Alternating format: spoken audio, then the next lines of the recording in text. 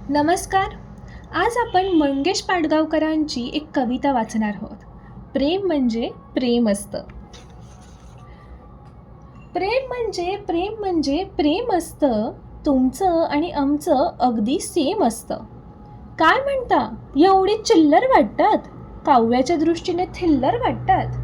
असल्या तर असू द्या, फसल्या तर फसू द्या. तरी सुद्धा प्रेम म्हणजे प्रेम असतं. तुमचं आणि आमचं अगदी सेम असतं. मराठीतून इश्श म्हणून प्रेम करता येतं. उर्दूमध्ये इश्क म्हणून प्रेम करता येतं.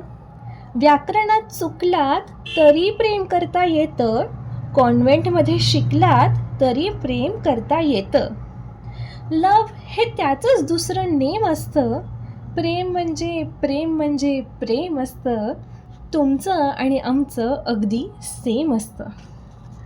16 वर्ष सरली की अंगात फुलं फुलू लागतात. जागेपणी स्वप्नांचे झोपाडे झुलू लागतात. आठवतं ना, तुमची माझी 16 जेव्हा सरली होती, होडी सगळी पाण्याने भरली होती. लाटांवर बेभान होऊन नाचलो होतो. होडी सकट बुडता बुडता वाचलो होतो. बुडलो असतो तरी सुद्धा चाललं असतं. प्रेमानेच अलगद वर काढलं असतं. तुम्हाला हे कळलं होतं, मला सुद्धा कळलं होतं. कारण प्रेम म्हणजे प्रेम असतं. तुमचं आणि आमचं अगदी सेम असतं. प्रेम बीम झूट असतं म्हणणारी माणसं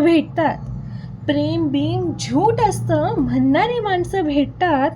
प्रेम म्हणजे स्तोम नुसतं मानणारी माणसं भेटतात.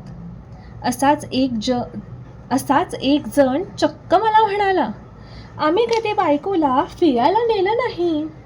5 मुलं झाली तरी प्रेम बीम कधी सुद्धा केलं नाही. आमचं काही नडलं का?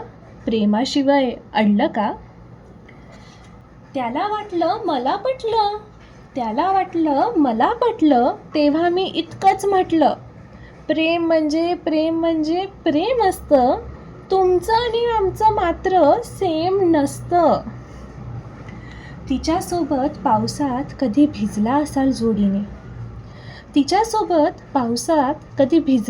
जोडीने.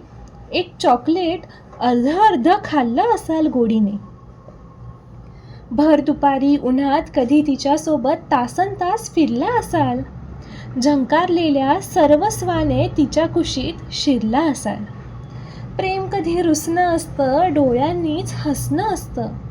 प्रेम कधी भांडतं सुद्धा, निळं चांदणं सांडतं सुद्धा. 2 ओळींची चिठ्ठी सुद्धा प्रेम असतं. घट्ट घट्ट मिठी सुद्धा प्रेम असतं. प्रेम म्हणजे प्रेम असतं. तुमचं आणि आमचं अगदी सेम असतं. धन्यवाद.